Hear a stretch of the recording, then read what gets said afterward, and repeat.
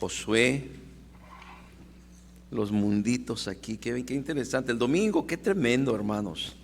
Y también quiero decirles que llegamos a la meta del apoyo para el misionero. Se rebasó con poquito, gracias a Dios, pero se rebasó. Y él estaba muy contento de poder tener el recurso para poner el techo de la iglesia. Y bueno, ahora manos a la obra, ¿no? Y gracias, hermanos, por todo el apoyo. Y también en la mañana que recogimos las promesas para los alimentos de la conferencia, algo muy especial, y toda la colaboración y todo esto, como siempre, cada año yo me quedo sorprendido y contento por el amor y por la generosidad de toda la iglesia para compartir de los alimentos, gracias a Dios. Y los hermanos, no mencioné el domingo, algún grupo de hermanos estuvo aquí decorando con las banderas de todo el mundo, de los países de todo el mundo, y teniendo estas banderas aquí al frente principales. Hace años les comentaba que estas eran las banderas que así quería que estuvieran, y creo que los hermanos, no sé, se acordaron o algo así, y así es. Esta es la forma. ¿Por qué estas 6 banderas y allí hay 200 más banderas, o más de 200 más banderas? Porque estas 6, de alguna manera, cada una de las banderas tiene una representación, tiene un significado. Entonces, nuestra bandera de nuestra patria, la bandera tricolor con el águila en el nopal devorando la serpiente, ¿verdad? Y bueno, todo un simbolismo allí, y porque estamos en el país de México, y por eso esta tiene que estar aquí. Pero en el lado izquierdo tenemos la bandera cristiana, y entonces la bandera cristiana simboliza igualmente el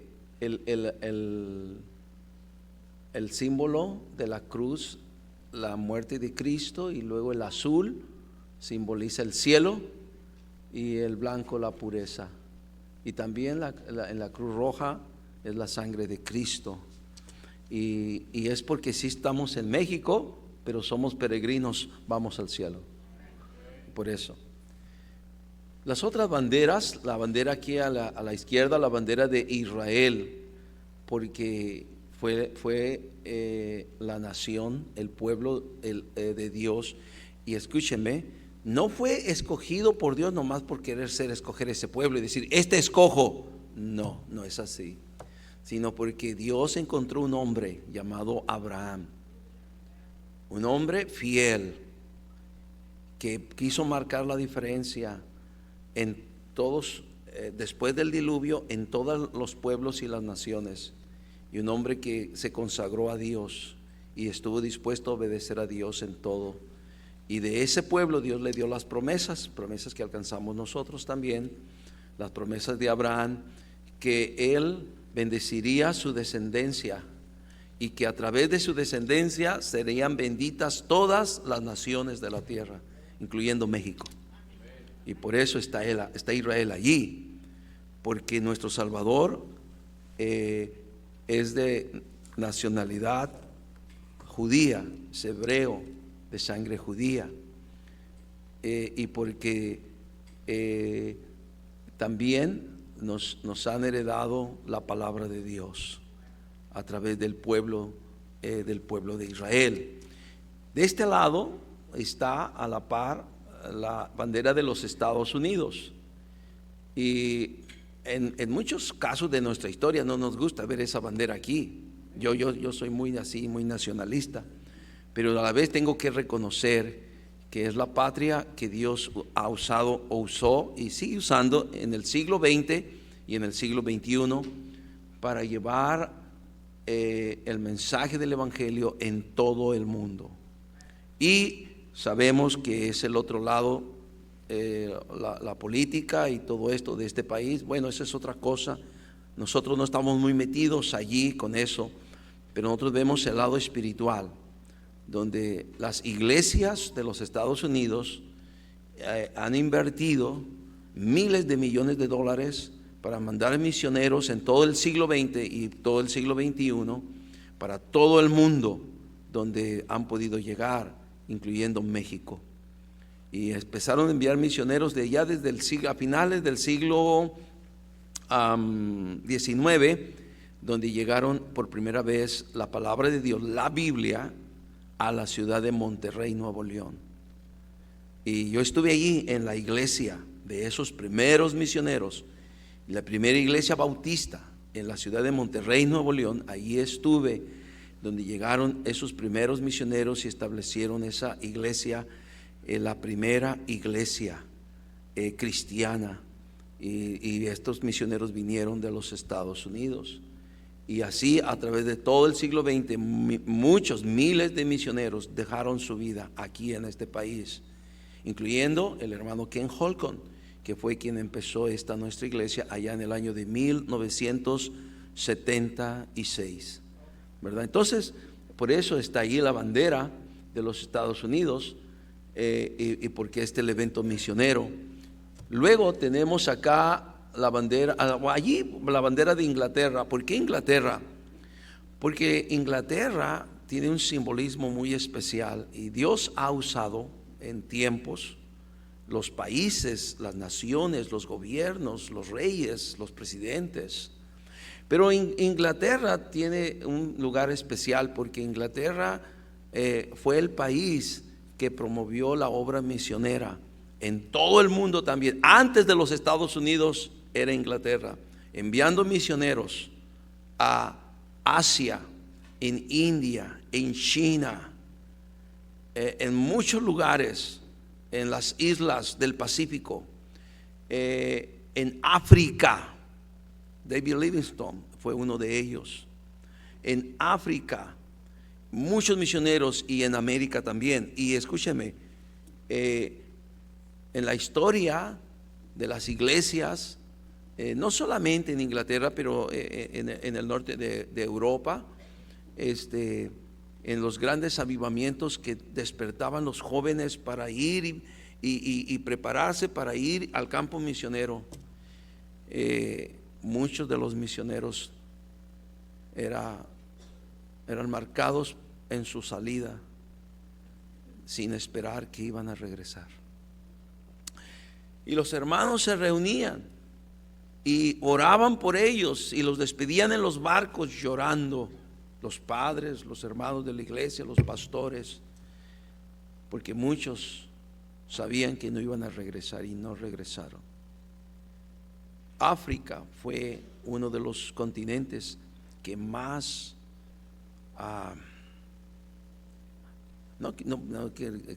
consumió misioneros, que invirtieron su vida y estuvieron dispuestos de ir a ese país de África en los siglos 17, 18 y 19 mayormente. Y por eso Inglaterra trajo este despertamiento, y después pasó la batuta a los Estados Unidos. Y tengo noticias, ahora México estamos enviando misioneros a muchas partes del mundo, y así está pasándose. Pero acá nos queda una bandera, y está la bandera de España. Y hay muchos que posiblemente, como mi presidente o expresidente, como que no le gusta mucho España, ¿verdad? Y está siempre en polémica. Pero nosotros debemos de ser agradecidos con España por el legado, y no tanto religioso, porque ellos trajeron la cruz y el puñal, la cruz y la espada, pero no la espada, la palabra de Dios, sino la espada que mata. Y eso no lo alabamos ni lo reconocemos, ni la religión ni la espada, ni la cruz ni la espada, no. Pero fueron frailes españoles, Casidoro de Reina y Cipriano de Valera, frailes católicos ¿cómo se? No es conventos de mujeres, monasterios, que se convirtieron a Cristo leyendo la Biblia. Fíjense bien, leyendo la Biblia se convirtieron a Cristo. Y una vez que leyeron la Biblia, ahora entendían que la salvación es por fe y por gracia, no por obras, ni por sacramentos, ni por rituales, ni por nada, sino por solamente la fe en Cristo Jesús y nada más.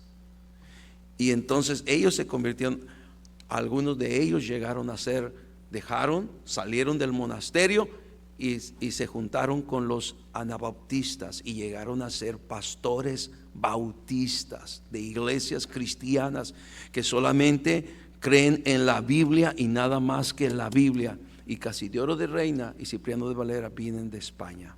Es el legado que tenemos de ellos y nosotros lo reconocemos. Esta Biblia que usted tiene en sus manos, ahí dice antigua versión por Casiodoro de Reina y Cipriano de Valera, ambos españoles, ambos siervos del Señor, ambos salieron de la religión de las tinieblas para venir a la luz admirable de Cristo Jesús. Y bueno, esa es la historia y por eso están algunos, ¿por qué esa onda? A mí me hubiera gustado que pongan la de Argentina. No. A mí me hubiera gustado que pusieran la de Francia. No, tampoco. Son estas 6 solamente. Tienen un significado muy especial. Yo sé que a algunos que les gusta el fútbol como a Chuy Ibarra, a mí me hubiera gustado que pusieran la de Brasil. Me dijo ahora que México perdió ayer y que dice, no pastor, me quité la de México y me puse la de Brasil, y luego me quité la de Brasil y me puse la de Argentina. Ay, hermano, bueno, son cosas que pasan, ¿no?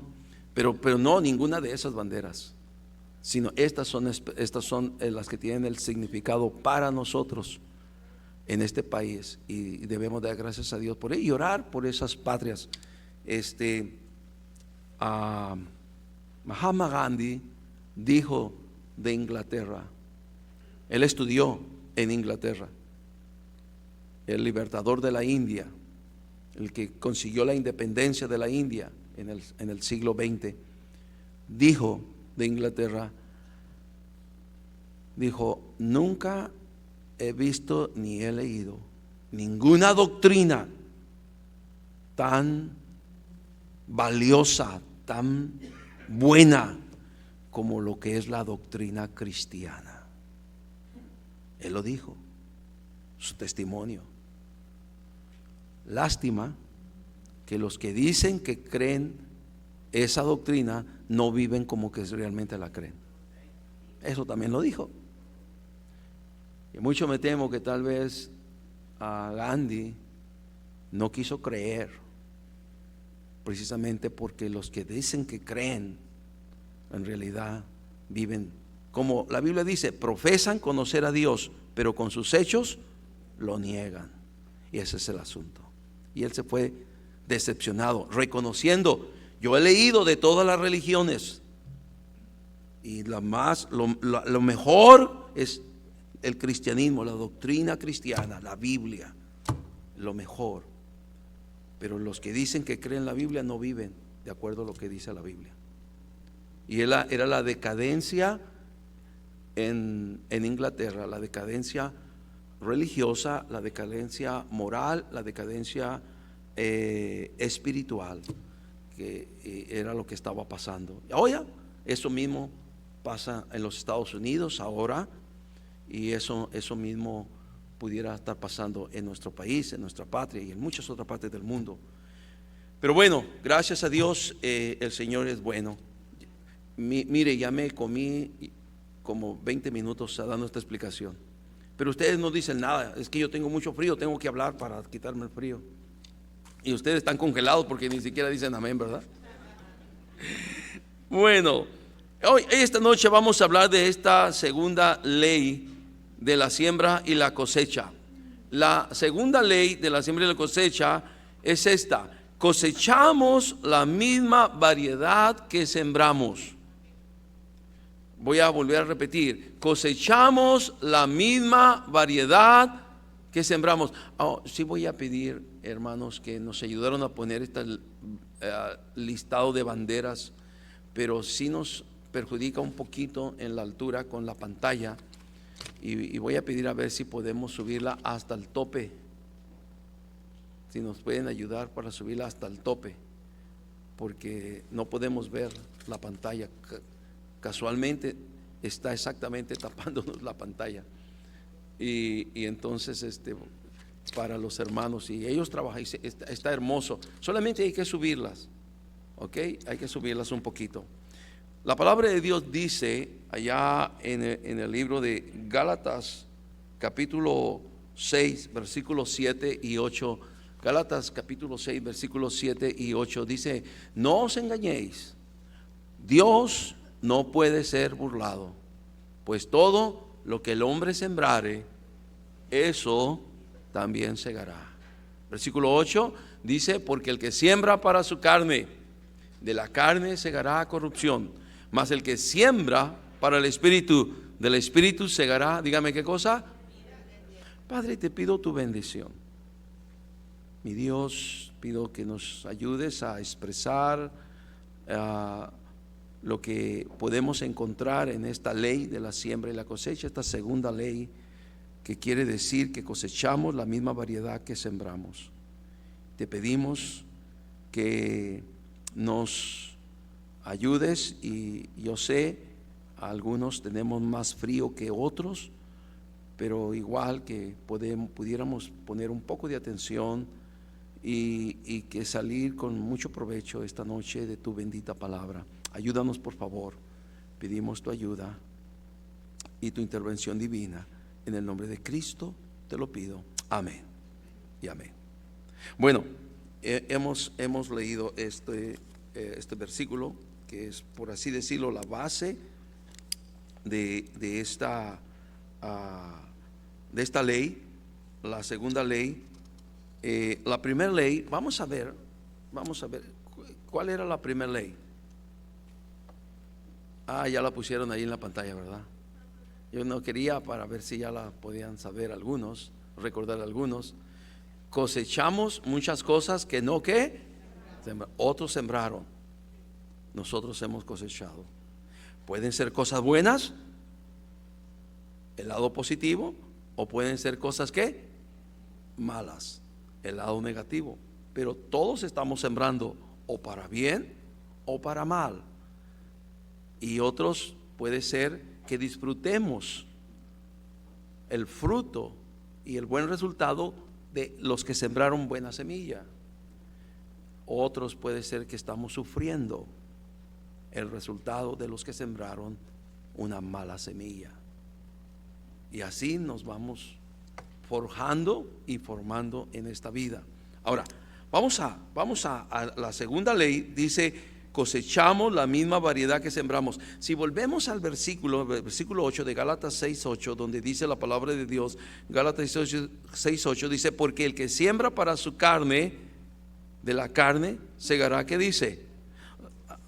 O sea, si siembra para la carne, no vas a cosechar del Espíritu, no vas a segar del Espíritu. Esa es la variedad, es carne, carne. ¿Alguien me está escuchando? O sea, no, si siembras lo malo, no vas a cosechar algo bueno, no vas a cosechar algo malo, porque siembras una mala semilla, vas a cosechar malos resultados. Pero el versículo sigue diciendo igual, ¿verdad? Donde dice, porque siembra, el versículo 8, porque el que siembra para su carne, de la carne segará corrupción, mas el que siembra para el Espíritu, del Espíritu segará. ¿Qué dice? Es lo que produce el sembrar para el Espíritu, y este es con E mayúscula, es el Espíritu Santo. El que siembra para el Espíritu, del Espíritu segará. ¿Qué dice? Es un resultado muy diferente. No es lo mismo, es de acuerdo a la variedad de la semilla en que sembramos. Si siembras para el Espíritu, no vas a cosechar cosas de la carne, apetitos de la carne, deseos o obras, más bien la Biblia maneja obras de la carne. No vas a cosechar eso. Tú vas a cosechar cosas que tienen que ver con la vida espiritual, con el amor a Dios, con la obediencia a Dios, cosas buenas, con el amor al prójimo, con el amor a tu familia, con el amor a la gente, con amor a los perdidos. Tú vas a cosechar en tu vida cosas que tienen que ver con cosas buenas, positivas, porque estás sembrando para el Espíritu. Y en ese sentido, ahorita vamos a aprender, no todo el mundo puede tener esta facultad. Esto es algo que solamente es para los cristianos, ¿verdad? Porque no todo el mundo ha nacido de nuevo. Ahorita vamos a hablar un poquito de eso, pero ponen atención, por favor. Voy a repetir una vez más. Cosechamos la segunda ley, cosechamos la misma variedad que sembramos. Pon atención. Si alguien le hubiera hablado al rey David inmediatamente después de haberse involucrado con Betsabé, segundo de Samuel capítulo 11, y le hubiera dicho: David, antes de que termines con esto, habrías quebrantado la mitad de la tabla de los mandamientos de la ley de Dios, la segunda parte, los últimos 5 de los mandamientos del Señor. Sin duda, David habría respondido enfáticamente: ¡Ey, hombre, debes de estar loco! Yo no haría eso nunca. Pero lo hizo. Pero lo hizo. Segundo de Samuel, vamos a ver los últimos 5 mandamientos de los 10 de la ley de Dios, de Éxodo 20. Hoy tocó la lectura Éxodo 20. Interesante.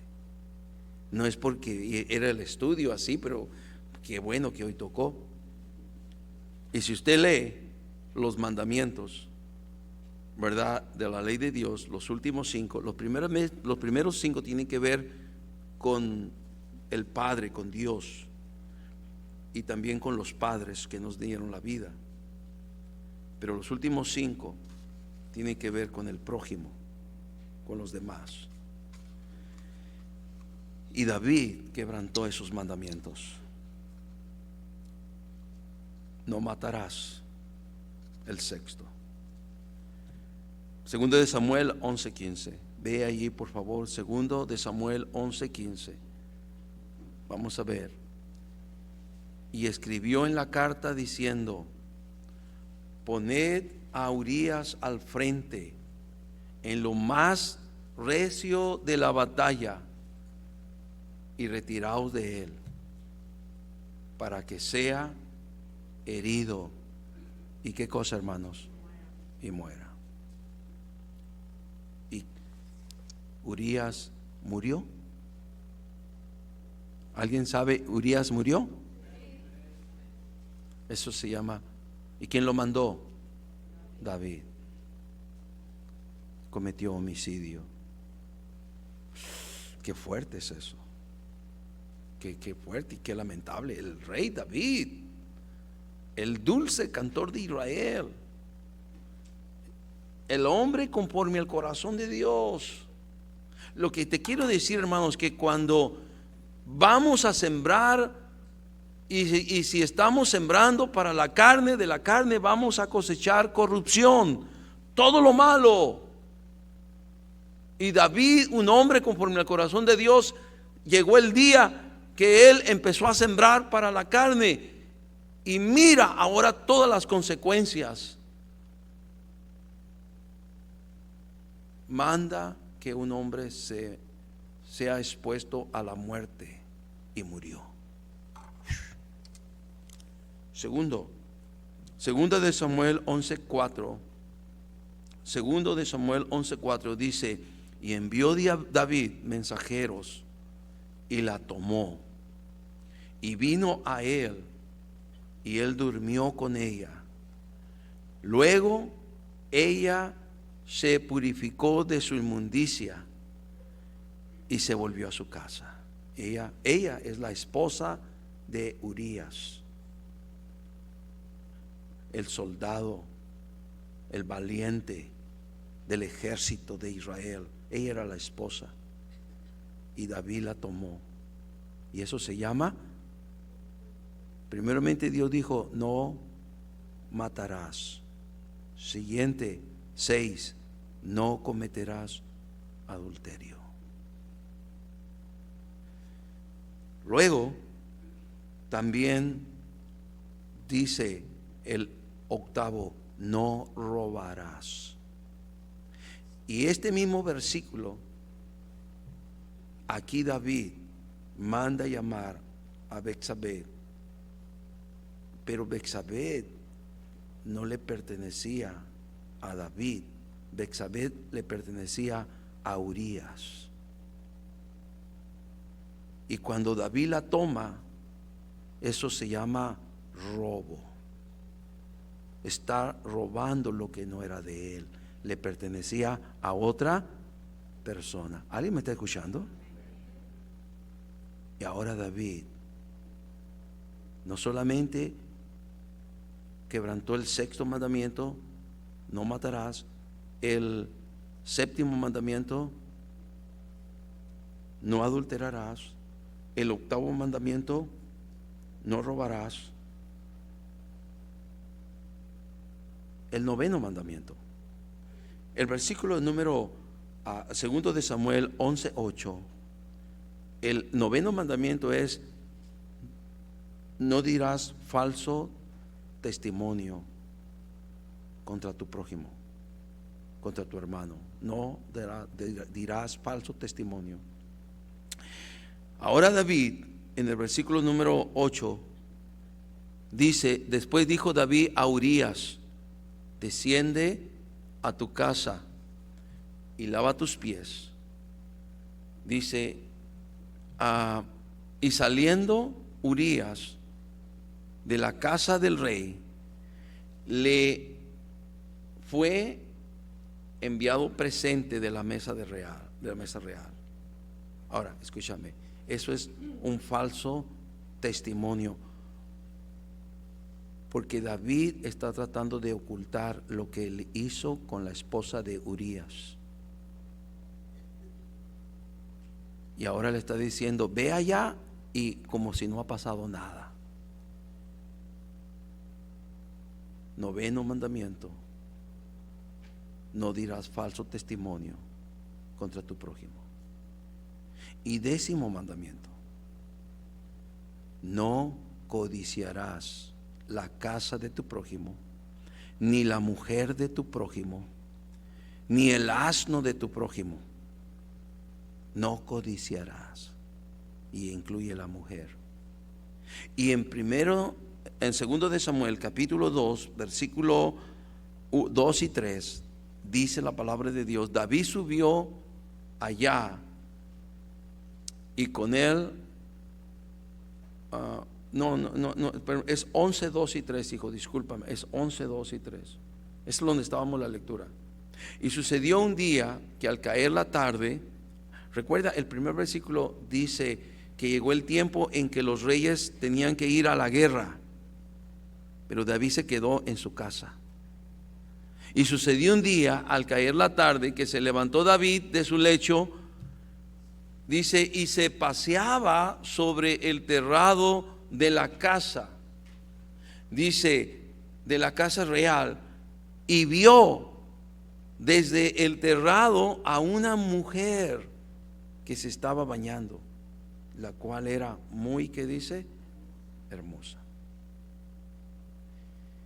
Y el versículo 3 dice, envió David a preguntar por aquella mujer, y le dijeron, aquella es Betsabé, hija de Eliam, mujer de Urías Eteo. Codició la mujer de otro hombre. Y no solamente la codició, dijo, tráiganmela. Mandó mensajeros, tráiganmela. Codició. Quebrantó el 10º mandamiento. O sea, ¿cómo podemos llegar a un punto en que no medimos las consecuencias de todo lo que pudiera pasar? Y ahora escúchame, por favor, porque hay mucho que explicar y poco tiempo que tenemos aquí. David podría decir, pero ya, finalmente se murió y ahora la mujer de Urías, ahora ya la tengo yo, no pasa nada. Es que él pensó que no pasa nada. Pero David tuvo que ver las consecuencias de todo esto que pasó, y lo sufrió y lo pagó y lo vivió en carne propia con sus propios hijos. ¿Me está escuchando? ¿De qué está hablando, pastor? Amnón codició a su hermana. Absalón mató a Amnón, sus propios hijos. Todos estos pecados que se siembran para la carne, posiblemente no los vas a ver en ti personalmente, pero los vas a ver en lo que más debieras de querer y amar: tus propios hijos. Tus propios hijos. Y David lo sufrió. No por nada muchos piensan que David envejeció prematuramente. ¿Por qué crees? Muchos hablan. ¿Recuerdas que David, ya en su edad mayor, que inclusive que tenía mucho frío y buscaron a alguien que viniera a calentarlo un poquito? ¿Te acuerdas de eso? Y piensan los que han profundizado en esto, que David envejeció prematuramente. ¿Has visto alguna persona que envejece prematuramente? Yo sí. ¿Cuántos tienes? 45 y parece de 60 o 70. Wow. Y alguien dice, es que se corrió sin aceite. ¿Cuántos tienes? Tengo 50. Wow, ¿qué te pasó? ¿Qué te sucedió? Todo viejito, todo arrugado, todo doliente. ¿Qué pasó? Está bien, te hubiera 70, ok, pero 50.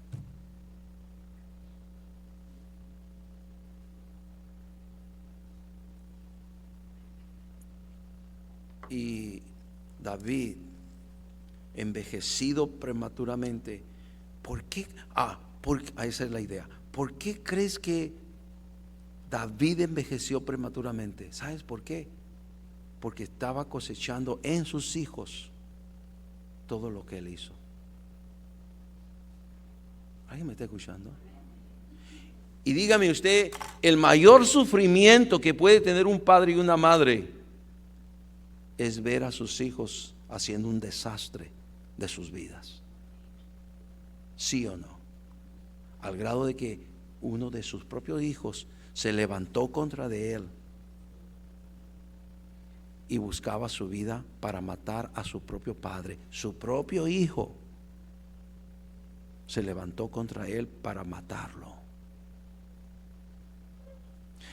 ¿Qué puede causar más dolor y más tristeza en el corazón de un hombre, una mujer, un padre, una madre? Ver a sus hijos hacer un desastre de su vida. David lo vio. Su hijo matando a su otro hijo. Su otro hijo levantándose, sublevándose, mintiendo, ganándose el corazón del pueblo, robando el corazón del pueblo, codiciando el trono del rey, codiciando querer ser él el rey, matar a su propio padre para él ser el rey.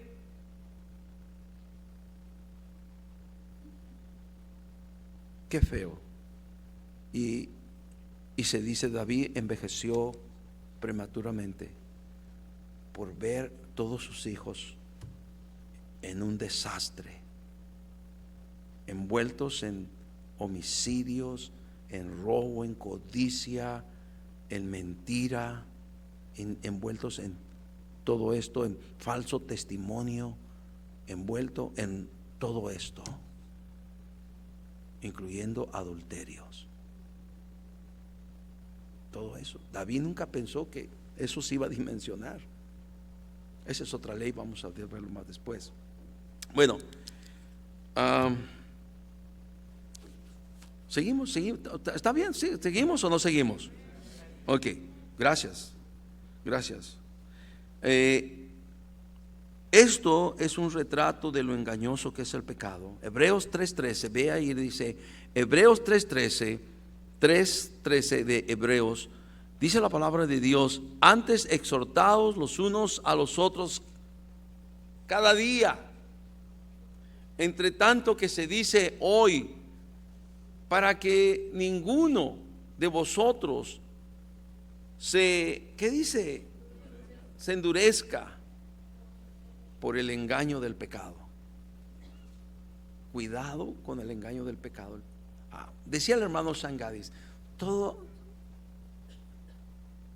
todas las cosas que son dulces y sabrosas, dice, son pecado, dice. El pecado al momento es agradable, es dulce, es sabroso al momento, pero luego después, pienso en Adán y Eva cuando comieron el fruto prohibido, ¿verdad? Disfrutaron del fruto prohibido y luego después, y así, y yo he predicado mucho esta frase: ok, ¿quieres andar en el pecado? Disfruta mientras puedas andar en el pecado, disfrútalo, porque un día el pecado te va a cobrar la factura. Ya recuerdas esto, ¿verdad? Ok, disfrútalo, está bien, pero un día el pecado te va a cobrar la factura. Y en algunos casos, ¿qué factura? Posiblemente David, en su mente atormentada, él pudiera haberse dicho: yo nunca debí de haber hecho lo que hice, nunca. Pero era demasiado tarde, ya lo había hecho. Y ahora tenía que sufrir las que sembró para la carne, y de la carne segará ¿qué? Corrupción. ¿Alguien me está escuchando?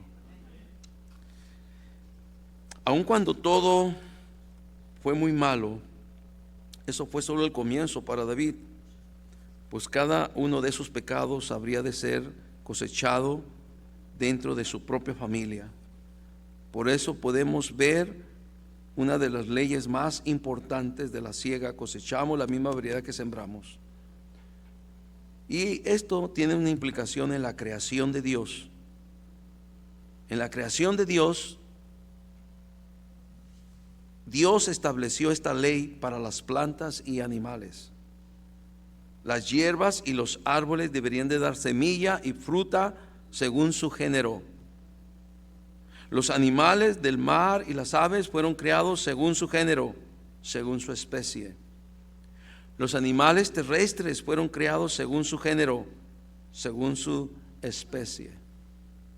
Es la misma, de acuerdo al género, de acuerdo a la especie, así fueron creados y así se procrearon. Y es la misma ley. Sembramos para la carne, de la carne segaremos corrupción. Sembramos para el espíritu, del espíritu segaremos vida. Según el género de pecado o el género de la buena semilla que sembremos, así será el resultado. El Señor Jesús utilizó esta ley cuando habló con Nicodemo. En Juan 3:6 dice la palabra de Dios: lo que es nacido de la carne, carne es, y lo que es nacido del espíritu, espíritu es. Juan 3:6. Todo lo que la carne es capaz de producir es según su naturaleza. La carne produce más carne, más malos deseos. De igual manera, el Espíritu Santo de Dios produce según su propia naturaleza y carácter. Naturaleza y carácter sagrados. Y produce una nueva naturaleza dentro del creyente. Esta obra del Espíritu es lo que llamamos regeneración. Regeneración, esta palabra, es un compuesto de dos vocablos, de dos palabras griegas. La primera parte de esta palabra regeneración significa otra vez o una vez más. La segunda significa nacimiento o creación. Por lo tanto, regeneración es un nacimiento más o es una nueva creación. Es lo que el Espíritu de Dios hace cuando una persona recibe a Cristo en su corazón. Haber nacido una vez no nos dará las cosas necesarias, adecuadas para ir al cielo. Debemos nacer de nuevo, nacer del Espíritu Santo de Dios. Ese es un nacimiento diferente del primero. Es un nacimiento espiritual. Es tener una naturaleza de la misma especie que Dios, porque la regeneración quiere decir la implantación de la naturaleza divina en el creyente. Necesitamos nacer de nuevo, nacer de lo alto para entrar en el reino de Dios. Por eso nuestro Señor Jesucristo le dice a Nicodemo: no te maravilles de que te dije, os es necesario nacer de nuevo. Ahora, es bien interesante. ¿A quién le dijo esas palabras Cristo? A Nicodemo. ¿Quién era Nicodemo? ¿Quién era Nicodemo? Nicodemo no era cualquier fulano que se encontró Cristo ahí afuera en la calle. Nicodemo era un príncipe de Israel, un hombre consagrado de acuerdo a la religión judía. Era un erudito. Nicodemo era alguien que moralmente nadie lo podía señalar con la mano de pecador. Era un hombre no solamente culto, sino era un hombre moralmente muy bien aceptado y muy bien ubicado, muy bien plantado. Nicodemo era la clase de hombre que cualquier madre del pueblo de Israel podría decir: hijo, cuando tú crezcas, yo quiero que tú seas como Nicodemo. Nicodemo era el hombre más bueno de todo Israel. Pero Cristo le dijo: no te alcanza. Necesitas nacer de nuevo, nacer del Espíritu. ¿Alguien me está escuchando? Y esto es el capítulo 3 de Juan. En el capítulo 4, Cristo se encuentra con otro personaje. Ahora era una mujer. ¿Alguien recuerda quién era la mujer? La samaritana. Allí en el ¿cómo se llama? El pozo de Sincar o el pozo de Abraham, de Jacob, ¿verdad? De Jacob, perdón. Pozo de Jacob. Ahí va la mujer samaritana y tiene un encuentro con Cristo. En primer lugar, es muy diferente a Nicodemo como persona. Todo lo contrario, todo lo opuesto. Y viene esta mujer a sacar agua del pozo. Y Cristo le dice: dame de beber. En primer lugar, se sorprende porque judíos y samaritanos no se llevan, no se aprecian, sino los judíos miraban despectivamente a los samaritanos como una raza inferior. De hecho, los judíos miraban el mundo gentil, incluyéndonos tú y yo y todos, como perros. Así. Para un judío, los demás de los pueblos de las naciones nos miraban como perros, o nos miran tal vez todavía. Así. Pero escúchame. Pero ellos decían: esos gentiles como perros se pueden convertir al judaísmo a través de un procedimiento que se llama prosélito, de aceptación de las leyes judías y la circuncisión a través de la circuncisión, del rito de la circuncisión y aceptación de las leyes y normas judías, y entonces dejabas de ser perro y ahora eres parte del pueblo judío. Te hacías judío prosélito. Pero los samaritanos, para ellos no había oportunidad de nada, de nada. Para el samaritano eran repugnantes y eran despreciables para los judíos. Pero ahora aquí está Cristo hablando con una mujer samaritana, y no es una buena mujer, pero Cristo le dice: dame de beber. Y entonces le dice: si tú supieras quién está frente de ti, serías tú quien le pedirías: dame de beber. Y la mujer no entiende y dice: Señor, pero ¿cómo me daría? Yo te daría agua de vida. Y la mujer dice: pero ¿cómo me vas a dar si no tienes cómo sacarla del pozo? Y entonces Cristo le dice: llama a tu marido. Y la mujer le dice: no tengo marido. Cristo, como es Dios y sabe todas las cosas, dijo: bien has dicho, no tengo marido, porque 5 maridos has tenido, y con el hombre que ahora estás no es tu marido, no te has casado con él. Señor, me parece que tú eres profeta. Qué interesante el diálogo.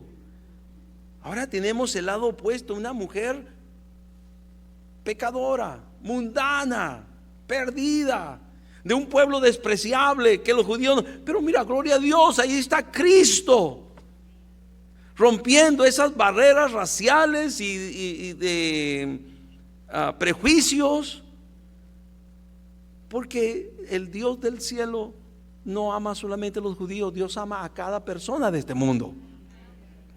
Y al Dios del cielo, Cristo, que vino del cielo, Él igual que pudo hablarle a Nicodemo, el hombre más bueno, y que Cristo le dijo: tienes que nacer, si quieres ser salvo, tienes que nacer de nuevo. Pero ahora está con esta mujer samaritana.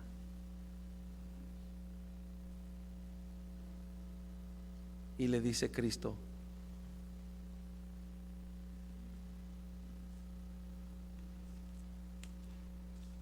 cualquiera que bebe de esta agua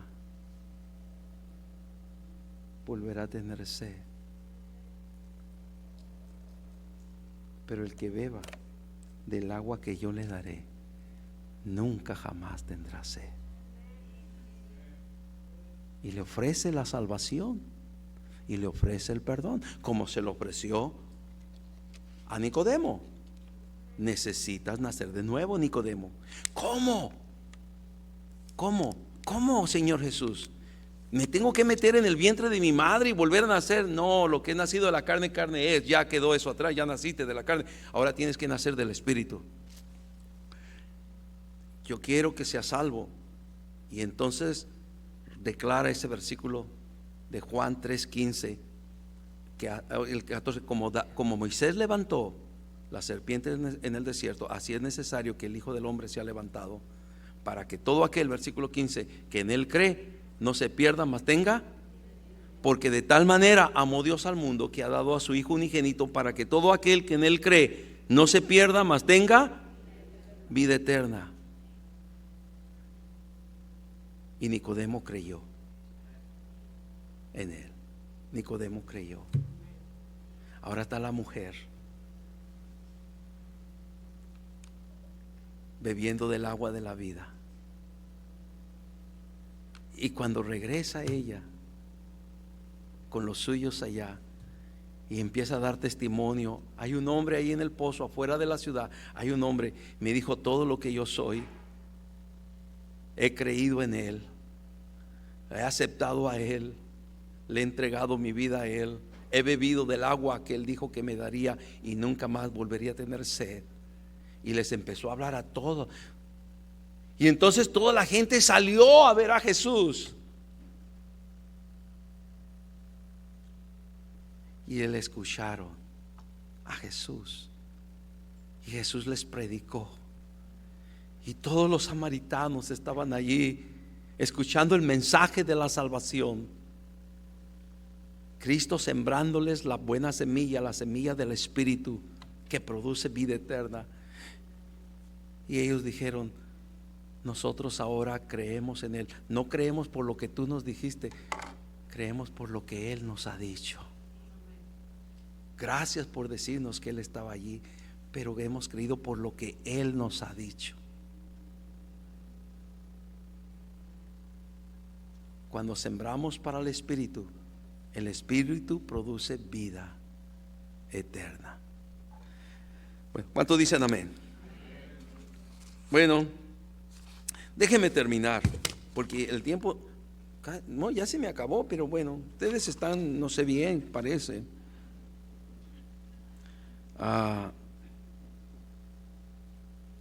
Ay, no, yo creo que tengo que seguir, hermanos. Voy a leer algunas cosas. Cuando David sembró para la carne, cosechó lo que la carne produce.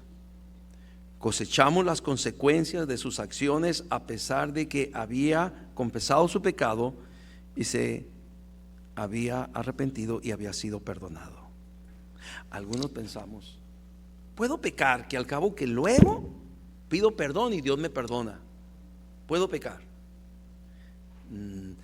Escúchame, sí, Dios te perdona, pero las consecuencias del pecado las vas a sufrir, o las vamos a sufrir.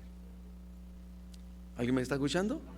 Porque bueno, puedo pecar y hacer lo que sea, que al cabo que Dios es bueno y me perdona. Ok, está bien, si tienes esa manera de pensar, pero lo que no se te, David pudo pensar así porque él pidió perdón. Perdóname, le dijo a Dios, limpia de mi maldad, límpiame de mi pecado, le dijo a Dios. Y llorando le imploraba a Dios: vuélveme el gozo de mi salvación. Llorando, Salmo 51, ahí está la oración de David. Le pedía a Dios perdón y Dios le perdonó. Dios le perdonó, pero no quitó todas las consecuencias que iba a pasar después, porque el pecado trae sus consecuencias. Tenemos el perdón de Dios, pero las consecuencias vienen tarde que temprano, y así la sufrió David. Subráyelo, destáquelo, haga una marca profunda en su mente consciente. Ponga atención: la confesión y el perdón de ninguna manera detiene la cosecha. David había sembrado e iba a cosechar. Había sido perdonado, pero las consecuencias continuarían o continuaban después. Cuanto antes dejemos de sembrar para la carne, tanto antes dejaremos de cosechar las malas consecuencias. El efecto muchas veces tiene que ver sobre nuestros hijos. Mucho de lo que sembramos y cosechamos está estrechamente relacionado con nuestros hijos. Es aquí donde David cosechó las consecuencias de sus acciones en sus hijos. ¿Cuántas veces somos inconscientes de nuestras actitudes o acciones malas y luego las vemos reflejadas en nuestros hijos o hijas? Termino con esto. Pon atención. Los niños aprenden por lo que viven. Si un niño vive con crítica, aprende a condenar. Si un niño vive con hostilidad, aprende a pelear. Si un niño vive con burla, aprende a ser tímido. Si un niño vive con vergüenza, aprende a sentirse culpable. Si un niño vive con tolerancia, aprende a ser paciente. Si un niño vive con estímulo, aprende a tener confianza. Si un niño vive con elogio, aprende a apreciar. Si un niño vive con equidad, aprende a ser justo. Si un niño vive con con seguridad, aprende a tener fe. Si un niño vive con aprobación, aprende a apreciarse. Si un niño vive con aceptación, aprende a tener amistad. Lo que sembramos, cosechamos en la misma variedad en que sembramos. Ojalá nos diéramos cuenta que aunque sea solo en una pequeña medida, de que nuestras acciones hablan más fuerte que nuestras palabras. Que Dios nos ayude, sobre todo por la influencia que somos como padres a nuestros hijos. Y mucho de lo que ellos van a hacer en el futuro depende de la semilla que nosotros en ellos estamos sembrando. Porque la cosecha es en la misma variedad de lo que sembramos. Vamos a orar. Padre, gracias por tu palabra.